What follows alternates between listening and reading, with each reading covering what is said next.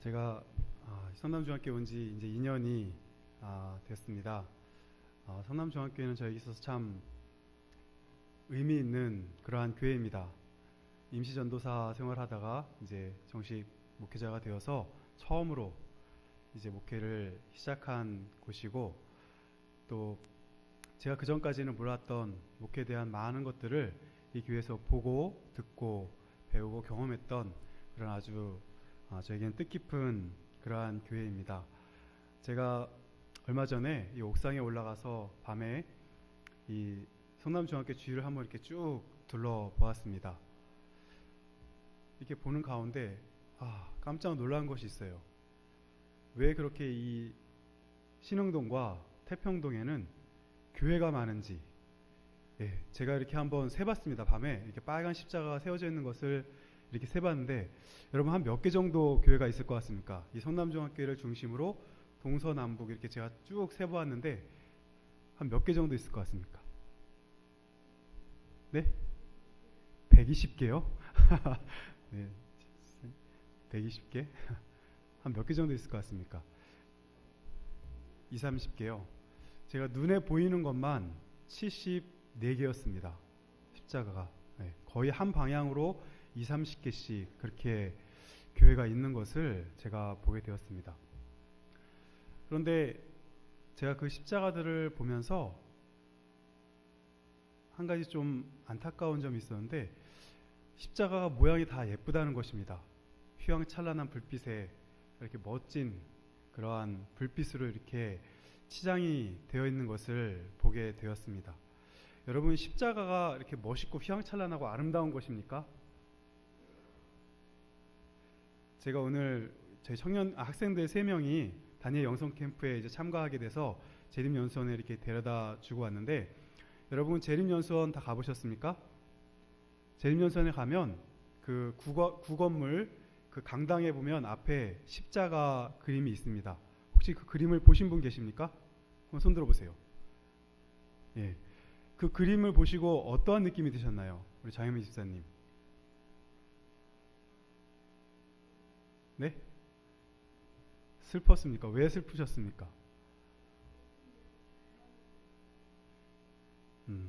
그 재림연수원 강당에 있는 십자가의 그림은 정말 처참하고 거칠고 피가 이렇게 잔인한 그러한 십자가의 모습을 하고 있습니다. 여러분, 오늘날은 수많은 사람들이 이 십자가를 아주 아름답게 포장을 합니다. 십자가는 휘황찬란하고 아름다운 것이 아니라 정말 거칠고 낡고 잔인한 그러한 것이 바로 이 십자가입니다. 저는 오늘 말씀을 통해서 세 사람의 인물을 여러분들에게 소개를 하고자 합니다. 이 세 사람은 이 정말 잔인한 십자가를 통해서 구원을 받은 3명의 인물입니다. 예수님께서 빌라도 법정서부터 이제 갈바리 그 골고다 언덕까지 가시는 길에 예수님을 만났던 3명이, 그 전에는 신앙도 하지 않고 전혀 예수님을 몰랐던 사람이 예수님이 돌아가시는 그 당일날 3명이 구원을 받게 되었습니다. 혹시 이 세 사람이 누군지 아시겠습니까?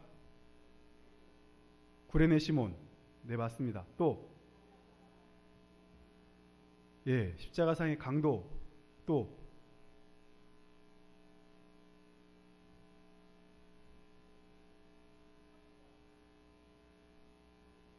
네? 백부장, 로마의 백부장입니다. 여러분, 예수님이 돌아가시는 십자가에 돌아가시는 그날 전혀 그전에는 신앙도 하지 않고 예수님도 알지 못했고 전혀 예수님과 상관없는 이 세 사람이 예수님을 만남으로 구원을 받게 되었습니다. 저는 이 말씀을 읽으면서 이게 구원이 예수님을 믿는다고 예수님의 말씀을, 성경을 달달 암송했던 바리새인과 서기관과 제사장과 사두개인들에게 주어진 것이 아니라, 이 구원은 하나님을 믿는 사람들, 십자가를 믿는 사람들, 십자가에 나아가는 사람들에게 주어진다는 사실을 보고 깜짝 놀랐습니다. 하나님을 믿노라고 공언했던 그 당시 수많은 유대인들과 대제사장들과 사두개인들과 유대 지도자들은 예수님이 진정 오셨음에도 불구하고 그 예수님을 받아들이지도 않고 믿지도 아니하고 영접하지도 않았습니다. 여러분, 이것은 오늘날 우리들에게 아주 중요한 교훈을 주고 있습니다. 우리가 하나님을 믿는다고 공언하며 교회를 드나들고 예배를 드리고 있지만 그 구원이 우리에게 보장되어지지 않았다는 사실입니다. 여러분들 가운데 혹시 이런 분이 있으면 안 되겠지만 있을 수도 있을 것입니다. 내가 교회를 수십 년 다니는데 내 마음속에 구원의 확신이 없습니다. 신앙을 하는 기쁨도 없습니다. 내가 구원받을지 안 받을지에 대한 확신도 없습니다. 그런 분들은 오늘 말씀을 통해서 내가 어떻게 구원의 확신을 할 수 있는지 저는 여러분들과 제가 깨닫게 되기를 간절히 바랍니다. 먼저 성경 말씀 누가복음 9장 23절에 있는 말씀을 같이 읽어보도록 하겠습니다. 누가복음 9장 23절에 있는 말씀입니다.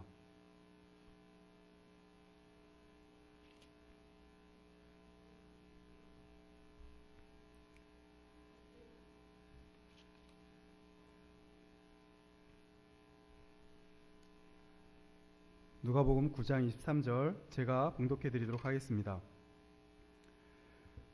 또 무리에게 이르시되 아무든지 나를 따라오려거든 자기를 부인하고 날마다 제 십자가를 지고 나를 쫓을 것이니라. 아무든지 나를 따라오려거든 자기를 부인하고 날마다 제 십자가를 지고 나를 쫓을 것이니라 라고 예수님께서 말씀을 해주고 계십니다. 또한 마태복음 16장 24절에도 누구든지 나를 따라오려거든 자기를 부인하고 자기 십자가를 지고 나를 따를 것이니라. 마가복음 8장 34절에도 누구든지 나를 따라오려거든 자기를 부인하고 자기 십자가를 지고 나를 따를 것이니라 라고 말씀하고 계십니다. 여러분, 우리가 예수님의 제자가 되기를 원하십니까? 예수님의 제자가 되기를 원하시는 분들은 두 가지를 반드시 해야 되는데, 나를 따라오려거든 자기를 부인해야 됩니다. 첫 번째는 자기를 부인해야 되고, 두 번째는 자기 십자가를 지고 예수님을 따라가야 되는 것입니다. 그러면 이 세 명의 인물이 어떻게 자기를 부인하고 예수님을 따라갔는지 살펴보도록 하겠습니다. 먼저 마태복음 27장 32절에 있는 말씀을 같이 찾아보도록 하겠습니다. 마태복음 27장 32절에 있는 말씀입니다.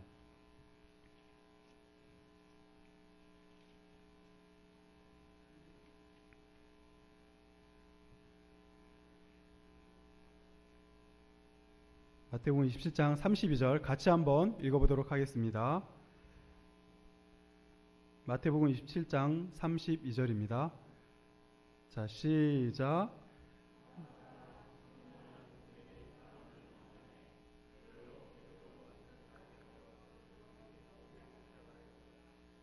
네. 나가다가 시몬이란 구레네 사람을 만나매 그를 억지로 같이 가게 하여 예수의 십자가를 지웠더라 라고 기록하고 있습니다. 마가복음 15장에 있는 말씀 하나 더 보도록 하겠습니다. 마가복음 15장 21절입니다. 마가복음 15장 21절에 있는 말씀입니다.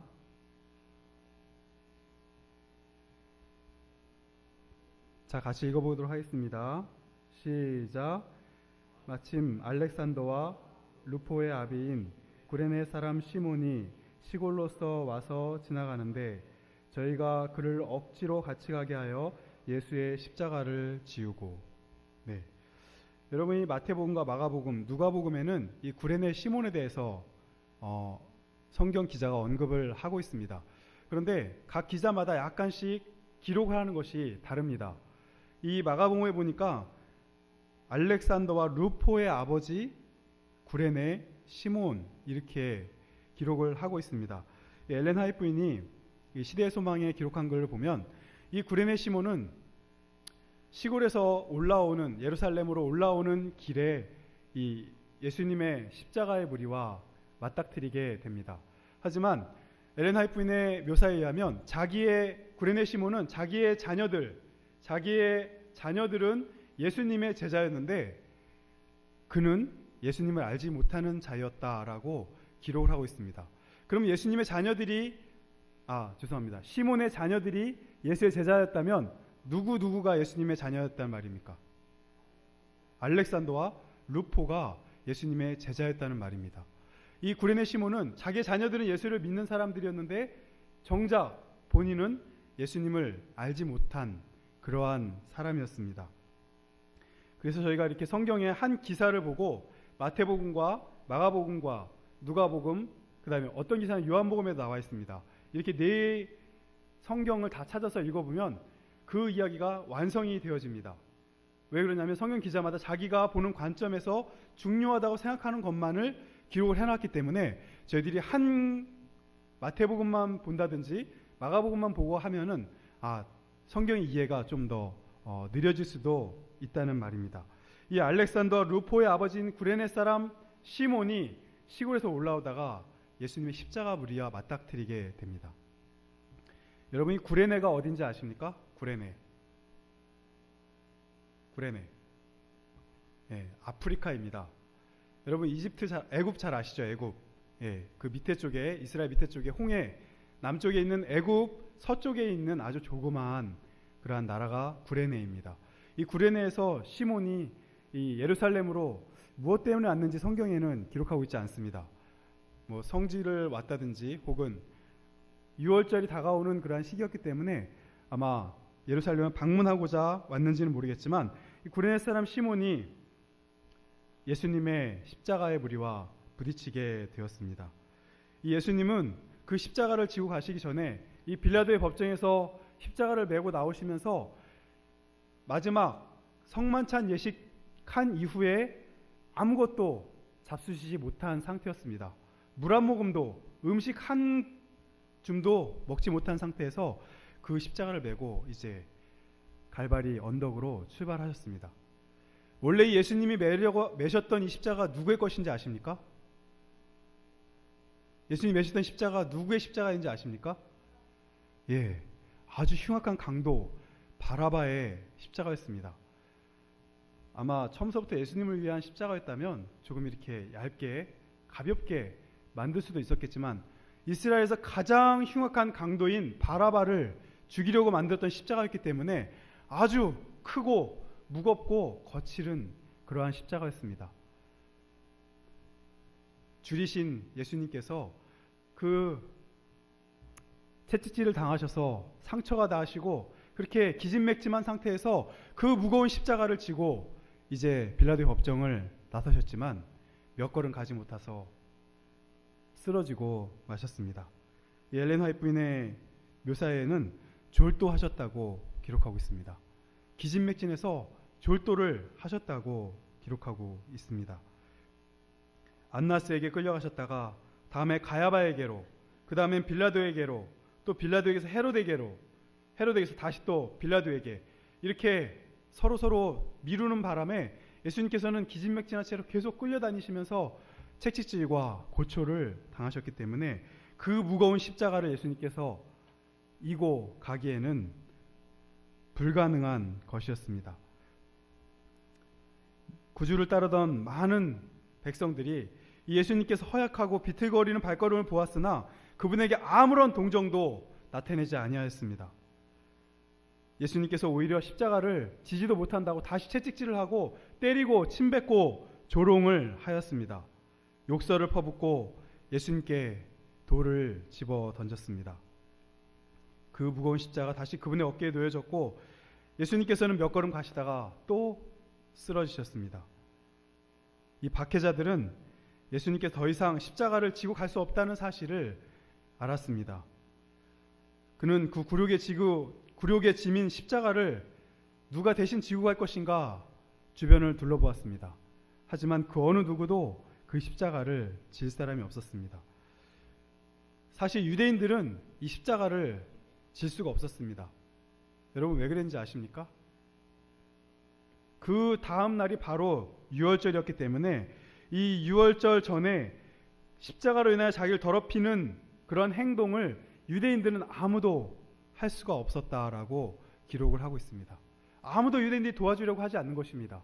이 로마 군인이 유대인들에게 아마 물어봤을 것입니다. 내가 해라 라고 말했지만 안 돼요. 저는 이제 유월절을 맞이해야 되기 때문에 저의 몸을 더럽힐 수가 없습니다. 라고 거절하는 것입니다. 이 로마 병정들은 유대인의 유월절을 지키는 습관을 알고 있었기 때문에 결국은 이방인에게서 찾을 수밖에 없었습니다. 여러분이 구레네 사람이 피부가 무슨 색깔이었겠습니까? 아마도 하얀 백인이나 황인은 아니었을 것입니다. 검정색이나 좀 덜 그렇게 밤색 비슷한 그러한 어두운 피부 색깔을 가지고 있었음에 틀림없었을 것입니다. 로마 병전들은 그 당시에 가장 튼튼해 보이는 그 구레네 사람 시몬을 불러옵니다. 이 시몬은 자기 자녀들이 예수님의 제자였기 때문에 아마 예수님에 대해서 소문은 들었을 것입니다. 그 예수님께서 병든 자를 고쳐주시고 아픈 사람들을 치료해 주시고 정말 가난하고 압제받는 사람들을 도와주셨다는 사실을 이미 소문으로 들어 알고 있었습니다. 근데 예루살렘에 오자마자 그 인자하고 사랑이 넘치는 예수님이 십자가를 지고 피를 흘리며 가시는데 아무도 도와주지 않고 오히려 비난하고 조롱하는 것을 보고 깜짝 놀랐다고 기록하고 있습니다. 그래서 그는 아니 왜 저 예수님에게 저렇게 할까라는 동정의 말을 다른 사람들에게 이야기하였습니다. 그 동정의 말을 들었던 사람들은 그러면 네가 도와주라. 로마 군인에게 아마 이 사람이 예수님을 도와줄 수 있다라고 제안을 했는지도 모르겠습니다. 이 시몬은 로마 군인들에게 억지로 붙잡혀서 예수님의 십자가를 대신 지고 가게 되었습니다. 여러분 그 광경을 한번 생각을 해보시기 바랍니다. 아무런 죄가 없는 사람이 이제 죽으러 가는 그 사형수의 뒤에서 그 십자가를 대신 지고 가는 것, 사람들이 조롱하고 침뱉고 돌을 팔매질하면서 그렇게 비난하는 예수의 뒤에서 그 예수님의 뒤를 졸졸 쫓아가면서 그 모든 말들을 들었을 때 이 시몬의 심정이 어떠했겠습니까?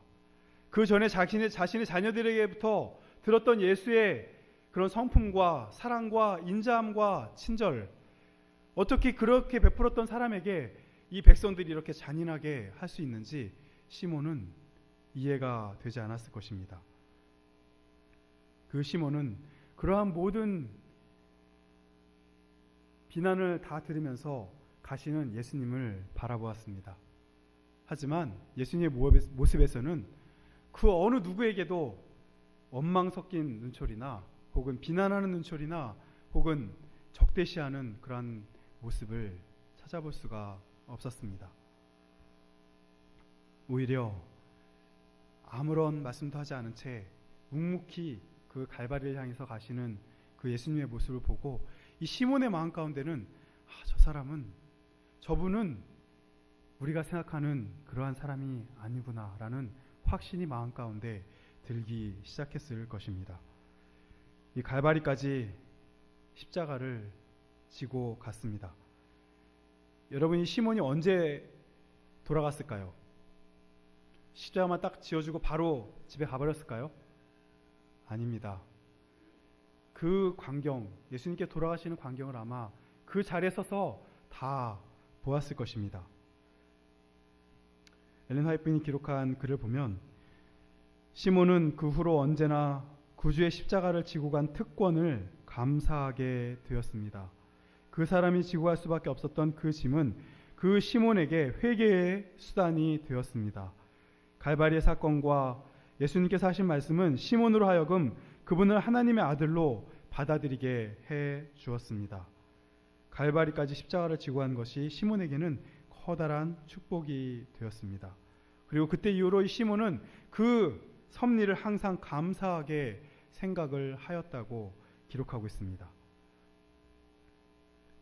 시몬의 아들들은 예수님을 믿는 사람들이었지만 시몬 자신은 구주를 받아들이지 않았었는데 이제 마지막 예수님의 지상생의 마지막 날 그 예수님을 만남으로 이 시몬은 회개를 하였고 하나님의 섭리에 의해서 예수님의 구원을 받아들이는 그런 정말 놀라운 행운의 사람이 될 수가 있었습니다. 여러분이 시몬에 있어서 이 십자가는 시몬에게 있어서 예수님의 십자가를 대신 지었다는 것은 시몬에게 있어서 억지로 물론 지었던 십자가였지만 그 십자가를 지고 갈바리까지 예수님의 뒤를 따라가면서 예수님의 모습과 군중들의 모습을 보았던 것은 그의 삶을 송두리째 바꿔놓는 일생일대의 사건이 되었습니다. 여러분들과 저는 십자가를 지고 계십니까? 예수님께서 나를 따라오려거든 누구든지 자기를 부인하고 자기 십자가를 지고 나를 쫓을 것이니라 라고 말씀을 하셨는데, 여러분들과 저는 십자가를 지고 계십니까? 여러분들과 저의 십자가를 지고 계십니까? 어떠한 십자가를 지고 우리는 예수님을 따라가고 있습니까? 어떠한 자기 십자가를 진다는 것이 어떠한 의미일까요? 자기 십자가를 진다는 것. 여러분, 예수님을 믿고 예수님의 제자가 되고 예수님의 제자가 되어서 우리의 십자가를 지고 예수님을 쫓아간다는 것은 편안하게 사는 삶이 아님을, 정말 마음껏 내 하고 싶은 대로 다 하는 삶이 아님을 기억하게 되시기를 간절히 바랍니다. 자기 십자가를 진다는 것은 우리 인생 가운데서 우리의 생애에서 예수님의 제자가 되기 위해서 우리가 포기해야 되고 희생해야 되는 그러한 십자가가 있다는 사실을 여러분들은 기억하게 되시기를 간절히 바랍니다. 여러분들의 생활을 한번 살펴보시길 바랍니다. 오늘날 나는 너무나도 편한 생활을 하고 있어. 내가 하고 싶은 거 다 하고, 교회에서도 내가 누리고 싶은 거 다 하고, 내 의견대로 다 교회들이 다 이루어지고 내가 하고 싶은 대로 다 하는 그러한 생활을 하고 계십니까? 여러분, 편한 삶은 예수님의 제자가 되는 삶이 아닙니다. 마음껏 자기 하고 싶은 대로 하는 삶은 예수님의 제자가 되는 삶이 아닙니다.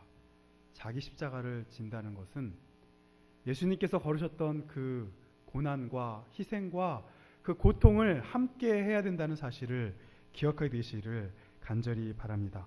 그 사실을 시몬은 보고 듣고 경험하였기 때문에 예수님을 영접하고 구원받는 사람이 될 수 있었음을 기억하게 되시기를 간절히 바랍니다. 두 번째 인물은 십자가의 상의 강도입니다. 여러분, 이 성경은 마태복음과 마가복음, 누가복음에 이 십자가상의 강도에 대해서 기록을 하고 있는데, 이 십자가상의 강도는 처음서부터 예수님을 받아들였던 사람이 아니었습니다. 이 성경 말씀 하나 찾아보도록 하겠습니다. 우리 누가복음 23장 있는 말씀을 찾아보도록 하겠습니다.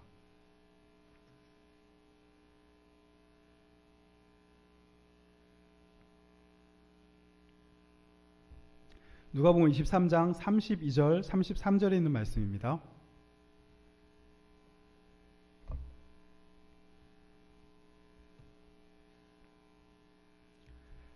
제가 읽어드리도록 하겠습니다. 또 다른 두 행악자도 사형을 받게 되어 예수와 함께 끌려가니라. 해골이라 하는 곳에 이르러 거기서 예수를 십자가에 못 박고 두 행악자도 그렇게 하니 하나는 우편에 하나는 좌편에 있더라 라고 기록하고 있습니다. 또 한 가지 보겠습니다. 마가복음 15장 32절입니다. 마가복음 15장 32절에 있는 말씀을 보도록 하겠습니다.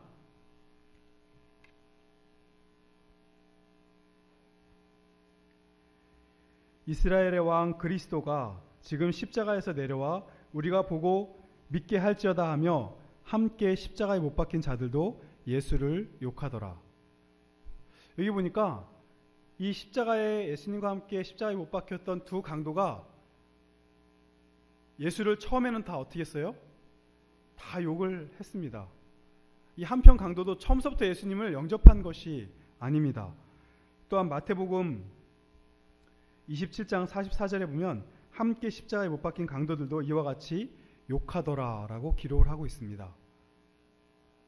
이 두 강도가 둘 다 처음에는 예수님을 막 비난을 했다는 사실입니다. 그런데 이 누가복음 23장을 다시 한번 보도록 하겠습니다. 누가복음 23장 39절로부터 말씀을 보도록 하겠습니다. 누가복음 23장 39절부터 있는 말씀입니다. 달린 행악자 중 하나는 비방하여 이르되 내가 그리스도가 아니냐 너와 우리를 구원하라 하되, 다른 하나는 그 사람을 꾸짖어 이르되 내가 동일한 정죄를 받고서도 하나님을 두려워하지 않느냐? 우리는 우리가 행한 일에 상당한 보응을 받는 것이니 이에 당연하거니와 이 사람이 행한 것은 옳지 않은 것이 없느니라 하고 이르되 예수여 당신의 나라에 임하실 때에 나를 기억하소서 하니 예수께서 이르시되 내가 진실로 내게 이르노니 오늘 내가 나와 함께 낙원에 있으리라 하시니라 라고 기록을 하고 있습니다. 여러분이 예수님과 함께 십자가에 못 박혔던 이 두 강도는 이 예언의 시인에 보면 바라바와 함께 강도질을 했던 사람입니다. 바라바와 함께 행동을 하면서 정말 흉악한 그러한 강도였기 때문에 이 십자가의 사형을 당하게 되었습니다. 두 강도가 처음에 이제 빌라도의 법정서부터 예수님과 함께 십자가를 지고 갈바리로 향하게 됩니다. 하지만 이 두 강도는 똑같이 채찍질을 당하고 똑같이 그렇게 고난을 받으면서 갔지만 자기 십자가를 다 질 수 있는 힘이 있는 사람들이었습니다. 아주 흉악한 이 두 강도는 예수님과 함께 하면서 그 중에 한 강도는 예수님을 자세히 살펴보았음에 틀림이 없습니다. 왜 그러냐면 이 빌라도가 이 사람에게는 죄가 없다라는 말을 그 두 강도 중에 한 강도가 들었다고 기록을 하고 있기 때문입니다. 이 사형장에 이제 도착을 해서 죄수들은 형틀에 묶었습니다. 십자가에 묶고 이제 못을 박을 때 이 두 강도는 나를 살려달라고 발버둥 치며 아주 강력하게 저항을 하였습니다. 막 못 박히면 안 당하려고 막 몸부림을 치며 그렇게 로마 군인들에게 저항을 했지만 억센 로마 병정들의 팔에 결국은 묶임을 당하고 십자가에 못 박히게 되었습니다. 그러면서도 이 두 강도 중에 한 강도는 예수님의 모습을 보았는데 예수님은 십자가에 달리시는 그 못 박히는 순간에서도 아무런 저항도 하지 않으시고 그 로마 병정들이 하는 대로 그냥 순순히 십자가에 못 박히는 모습을 보게 되었습니다. 로마 병정들도 이런 일은 처음 경험해 보는 것이었을 것이었습니다. 아니 십자가에 못 박힘을 당하는데 저항도 하지 않고 이렇게 순순히 십자가에 못 박힘을 당하는 사람은 예수님이 처음이었을 것입니다. 그 두 강도 중에 한 강도도 그러한 예수님의 모습을 보면서 저분은 도대체 어떠한 사람이길래 빌라도의 법정서부터 여기까지 오면서 저렇게 초지일관 비난도 하지 않으시고 저항도 하지 않으시고 순순히 십자가의 형벌을 받아들이시는 것일까? 그의 마음 가운데 아마 예수님에 대한 그러한 궁금증이 계속 있었을 것입니다. 드디어 이제 예수님의 십자가 가운데 쓰게 되고 양편, 하나는 좌편에 하나는 우편에 두 강도도 십자가에 달리게 되었습니다. 밑에서 사람들이 이렇게 이야기를 합니다. 네가 만약 하나님의 아들이거든 어디 십자가에서 한번 내려와 봐라. 네가 만약에 하나님의 아들이거든 이 십자가에서 내려와서 내 자신 한번 구원해 봐라 라고 조롱하며 비난하는 소리를 듣게 되었습니다. 여러분, 만일 내가 하나님의 아들이거든, 이 말씀 어서 많이 들어보지 않으셨습니까? 예, 맞습니다. 예수님께서 그 봉생애를 시작하시기 처음에 광야에서 40일을 금식하신 다음에 사단이 했던 말과 똑같은 말입니다. 네가 만약에 하나님의 아들이거든 이 돌덩이를 떡덩이로 변해서 먹어봐라. 성전에서 뛰어내려라. 하나님의 아들이거든. 이것은 사단이 예수님을 시험하는 바로 그 말이었습니다. 사단과 그의 천사들은 인간의 모양으로 십자가 곁에 나타났습니다. 사단과 그의 군대들은 제사장들과 관원들과 더불어 협력하고 있었습니다. 백성들을 선동시켜서 무지한 폭도들을 자극시켜서 그 중에 많은 사람들로 하여금 예수를 비난하고 예수님을 시험하고 예수님을 마지막까지 괴롭히는 그 일을 사단과 그의 무리들이 계속 하고 있었다는 것입니다. 내가 만일 하나님의 아들이거든 십자가에서 내려와서 나를 한번 구원해봐라. 우리를 네 목숨을 한번 구원해봐라 라고 예수님을 비난하고 조롱하는 소리만이 계속 들렸습니다. 이 십자가상의 한편 강도는 같이 이렇게 매달려 있는 상태에서 그 밑에서 백성들이 하는 말을 다 들었습니다. 그러면서 예수님의 모습을 쳐다보았는데 여전히 예수님께서는 아무 말씀도 하지 않으시고 그들을 동정하는 그러한 시선으로 쳐다보고 계셨습니다. 그 십자가 위에서 고통당하는 예수님에게 한 가지 유일한 위안의 빛이 비추었는데 그것은 회개하는 강도의 기도였다라고 엘렌 화이트는 기록하고 있습니다. 예수님과 같이 십자가에 못 박힌 두 강도는 처음에는 다 예수님을 똑같이 모욕하였지만 그 중에 한 사람은 무정한 죄수가 아니었고 그 중에 한 사람은 예수님을 드디어 자기의 목숨을 구원할 수 있는 그러한 메시아로 인정을 하는 것이 예수님께 고통당하는 예수님께 단 한 줄기 빛이 되었다라고 엘렌 화이트는 기록하고 있습니다. 사실 이 한편의 강도는 전에 악한 사람이 아니었습니다. 그는 그 전에 예수님을 만나서 예수님의 설교도 들었던 사람이었고 예수님의 이적과 기사를 체험했던 사람이었습니다.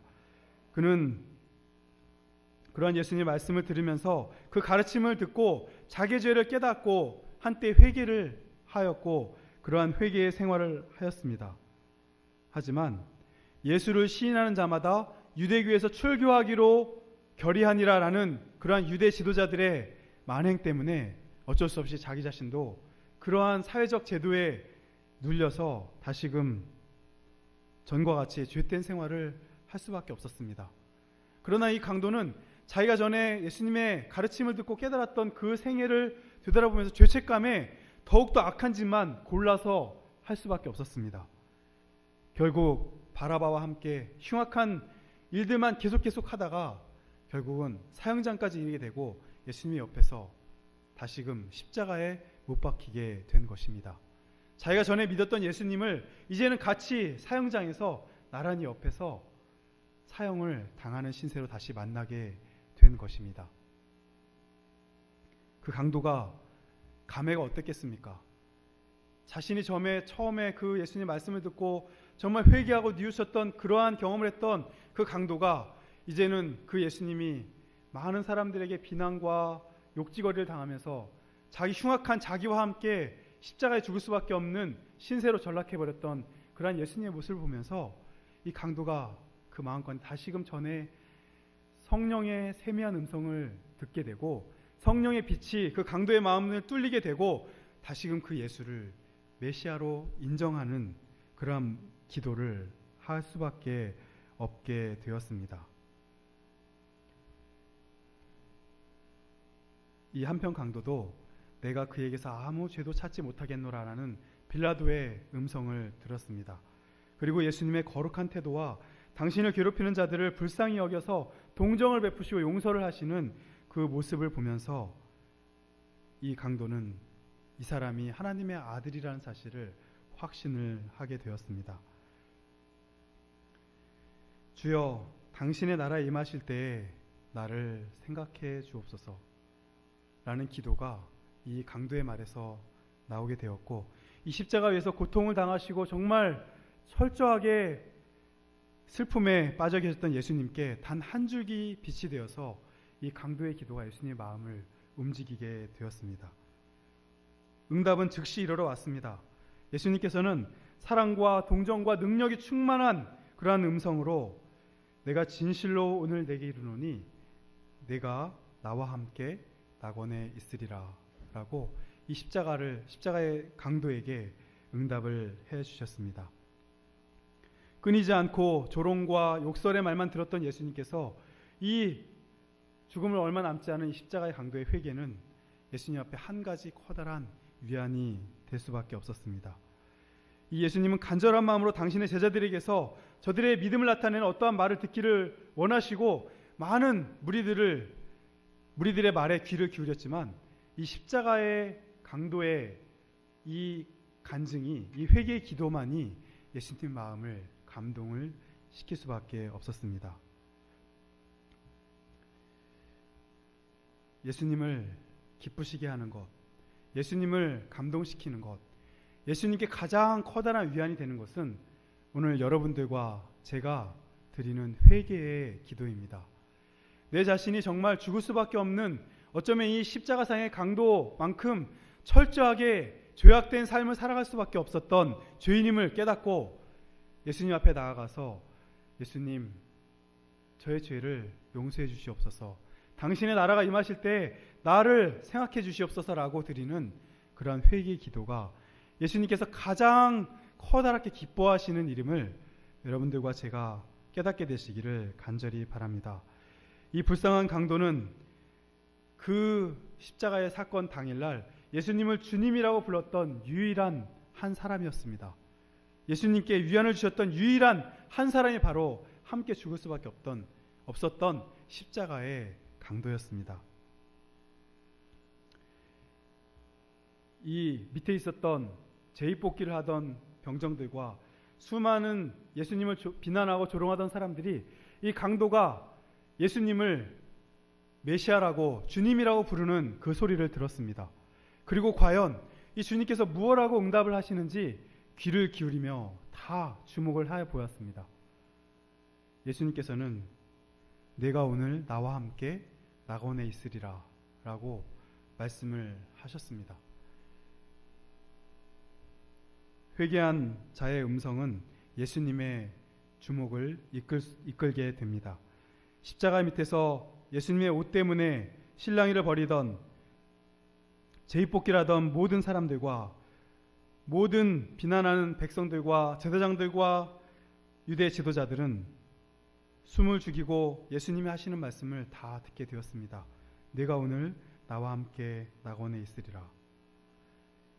이 말씀이 울려 퍼지자 이 십자가상의 한편 강도는 죽음을 앞두고도 그의 마음 가운데 하나님께서 주시는 참 행복과 평화와 기쁨이 이르러 오게 되었습니다. 더 이상 죽음을 두려워하지 않는 그러한 사람이 되어서 구원을 받게 되었습니다. 그 전까지 이렇게 죄악된 삶을 살았던 이 강도가 죽기 바로 직전에 구원을 받았던 것, 단순히 운이 좋아서 그랬다고 우리가 생각하기에는 무언가 앞뒤가 맞지 않는 것입니다. 예수님께서 우리에게 주시는 구원은, 예수님께서 우리에게 내가 오늘 나와 함께 낙원에 있으리라 라고 하시는 이 말씀은 예수님 앞에 나아가셔서 정말 진심으로 통회하며 회개의 기도를 드리는 이 강도 같은 사람들에게 주어진다는 사실을 기억하게 되시기를 간절히 바랍니다. 이 세 번째로는 이 로마의 백부장입니다. 왜 이 로마의 백부장이 십자가 앞에 있었는지는 나와 있지는 않습니다.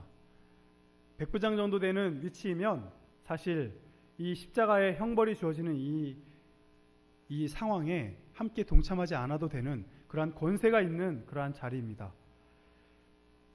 마태복음 27장 54절에 있는 말씀을 제가 읽어드리도록 하겠습니다. 백부장과 및 함께 예수를 지키던 자들이 지진과 그 일어난 일들을 보고 심히 두려워하여 이르되 이는 진실로 하나님의 아들이었도다 하더라. 마가복음 15장 39절입니다. 예수를 향하여 섰던 백부장이 그렇게 숨지심을 보고 이르되 이 사람은 진실로 하나님의 아들이었도다 하더라. 백부장이 그 된 일을 보고 하나님께 영광을 돌려 이르되 이 사람은 정녕 의인이었도다 라고 누가복음 23장 47절에 기록을 하고 있습니다. 여러분, 이 성경에 자세히 나와 있지는 않지만 예수님께서 갈바리에서 십자가에 달려 돌아가실 때 사실 하나님과 그 수많은 천사들이 예수님의 십자가 주위에 함께 임재하고 계셨습니다. 이 하늘 군대와 하나님과 수천만만의 천사들뿐만 아니라 온 우주 거민들도 과연 이 지구상에서 일어난 이 십자가의 사건이 어떻게 전개되었는지를 보기 위해서 다 이 지구상을 주목하고 있었습니다. 이 무생물계, 천연계도 이 모욕을 당하시는 창조주의 모습을 차마 볼 수 없었는지 동정을 표하면서 태양은 이 무서운 광경 보기를 거절하였습니다. 세상을 밝게 비추어 있던 한낮의 태양이 그때 갑자기 빛을 발하지 아니하였습니다. 칠흑 같은 어둠이 한낮임에도 불구하고 이 십자가 상을 뒤덮었습니다. 온 땅에 어두움이 임하여 제9시까지 계속되었다고 기록하고 있습니다. 일식이나 다른 자연 현상이 있는 것도 아니었는데 한낮에 온 세상이 다 깜깜해진 것이었습니다. 이 짙은 어둠과 하나님의 임재하심을 이 예수님은 깨닫고 계셨습니다. 이 십자가상의 이 시험이 이제 대쟁투상의 이 수많은 죽을 수밖에 없는 죄인들을 다시금 하나님의 의인으로 구원할 수 있는 길이 열리게 되었다는 사실을 예수님께서는 알고 계셨습니다. 저주와 욕설은 이제 멈춰졌습니다. 수많은 사람들이 칠흑 같은 어둠에서 공포와 혼란에 빠지게 되었습니다. 이 제사장들과 관원들과 서기관들은 모두 다 이제 자기 자신들이 저주를 받을 때가 되었나 보다라고 아주 심판의 때가 이르렀다고 생각하고 두려움에 떨었습니다. 어떤 사람들은 가슴을 치고 무서워서 울부짖으면서 다시금 예루살렘 성으로 도망쳐 돌아갔습니다. 이제 예수님께서는 엘리 엘리 라마 사박다니 하면서 그렇게 외치시면서 다시금 눈을 감게 되셨습니다. 관중들은 이 무서운 마지막 광경을 여전히 지켜보고 있었습니다. 갑자기 어두움이 십자가에서 걷혔습니다. 예수님은 마지막 음성으로 다 이루었다라고 외치시면서 한 줄기 빛이 십자가를 비추면서 예수님께서는 운명을 하셨습니다. 이 세상은 전에 이런 광경을 전혀 목격한 적이 없었습니다. 그렇게 십자가에 못 박혔던 사람들이 많았었는데 그 로마 병사들과 수많은 사람들도 이러한 광경은 처음 보는 광경이었습니다. 무서운 지진이 일어나고 어둠은 다시 땅을 덮었고 맹렬한 천둥 소리와 번개와 지진이 일어나서 많은 사람들이 공포와 혼란에 빠지게 되었습니다. 다 이뤘다라는 부르짖음과 더불어 이제는 무덤이 열리고 수많은 사람들이 무덤에서 나왔습니다. 그 당시 예루살렘 성전에서는 제사장들이 어린 양을 잡으려고 칼을 높이 들고 있었습니다. 하지만 예수님께서 운명하시는 그 순간 이 양은 무서움에 도망쳐 버렸습니다. 제사장은 칼을 떨어뜨리고 이 휘장은 위에서부터 반으로 쪼개져서 거룩한 지성소가 만천하에 다 공개가 되었습니다. 여러분, 이 지성소는 1년 365일 내내 굳건히 닫혀 있어야만 하는 거룩한 장소였습니다. 하나님의 법궤가 또한 시은 자가 있었던 이 지성소는 대제사장만 1년에 한 번 들어갈 수 있는 곳이었습니다. 하지만 이 대제사장이 가리고 있던 휘장이 위에서부터 찢어짐으로 인해서 이제는 성소와 지성소의 구분이 없어지고 수많은 사람들이 이제는 지성소 안을 바라볼 수가 있었습니다. 이제는 죄를 위한 모든 희생과 제사는 다 끝났습니다. 이러한 예수님의 십자가에 못 박히시던 날, 이러한 모든 천연계의 증상과 예수님의 모습과 십자가의 사형 장면을 보았던 백부장은 이는 진실로 하나님의 아들이었도다라고 크게 외치게 됩니다. 이 말은 작은 소리로 한 것이 아니었습니다. 모든 사람들은 이 말이 어디서 나왔는지를 알아내려고 두리번거리며 그 사람을 찾았습니다. 도대체 누가 이러한 말을 할 수가 있었을까? 우리가 하나님의 아들이었기 때문에 이 사람을 죽였는데 누가 이 사람을 하나님의 아들이라고 감히 고언하는 것인가? 많은 사람들이 쳐다보았을 때 그 사람은 로마의 백부장이었습니다. 구주의 거룩한 인내와 그분의 입술에서 승리의 부르짖음이 흘러나오는 즉시 운명하시는 광경은 이 이방인 로마 백부장에게 아주 커다란 감명을 주었습니다.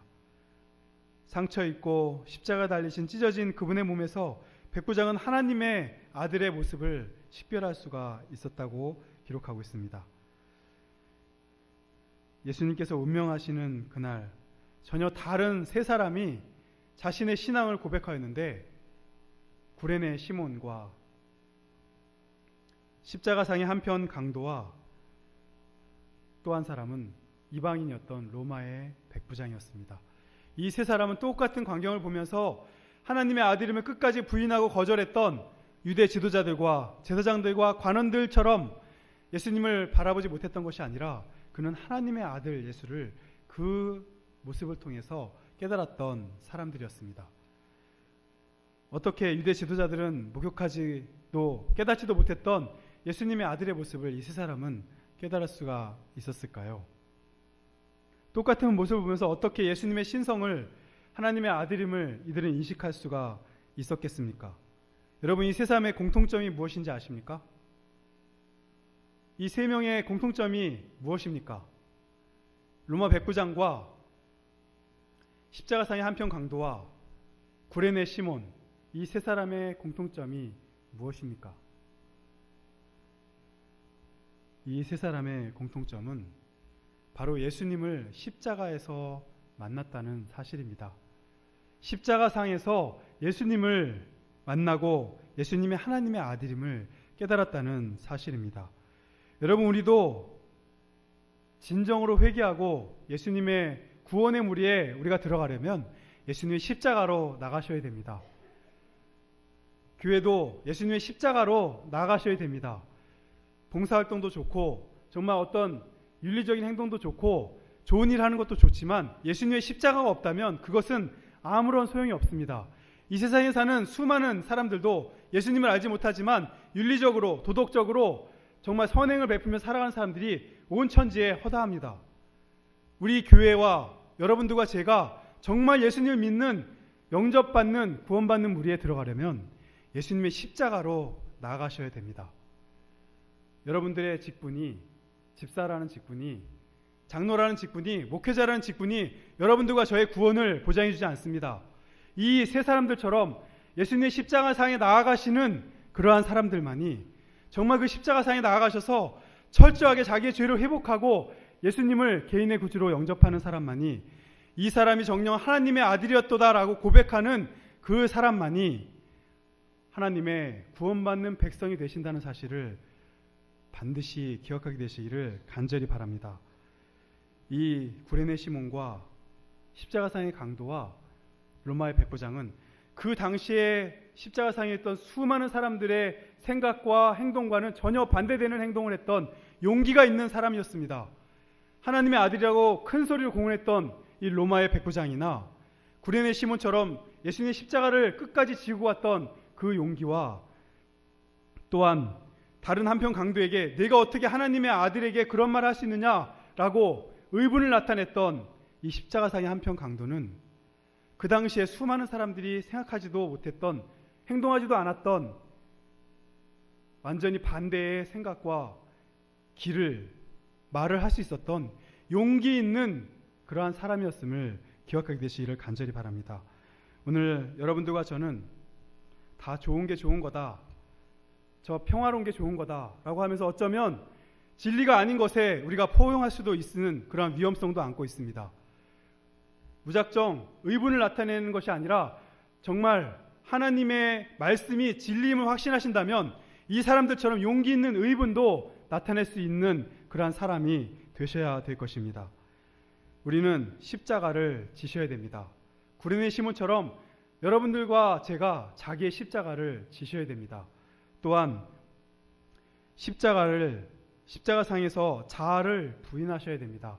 이 십자가상의 강도는 이제 자기가 내 자신으로 구원을 받는 것이 아니라 오직 예수님의 의로 구원받는다는 사실을 깨닫고 당신의 나라에 임하실 때 나를 생각해 주시옵소서라고 하나님께 간절한 회개의 기도를 드렸습니다.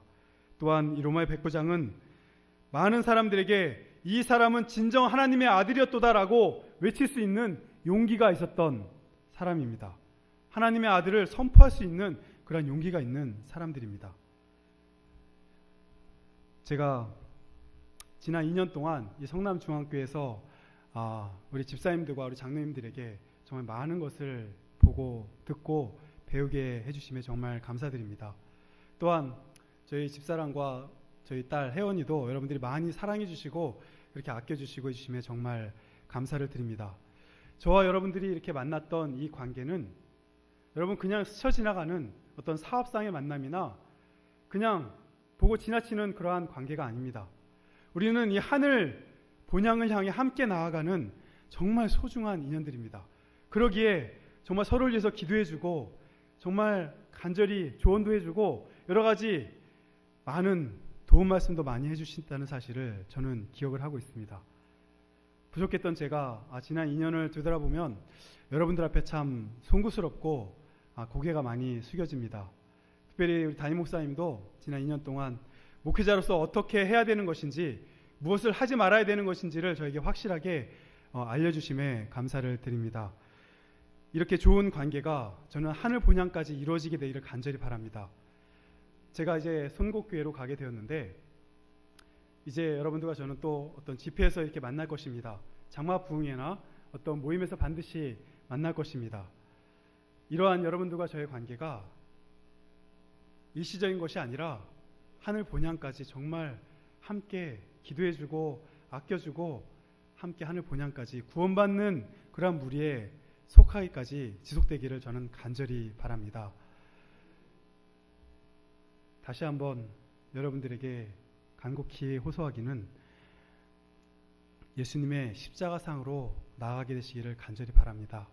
십자가상으로 나가지 않으시는 분들은, 예수님의 십자가를 깨닫지 못하시는 분들은 예수님의 십자가를 인식하고 자기 십자가를 지고 예수를 따르지 않는 분들은 예수님의 제자가 될 수가 없습니다.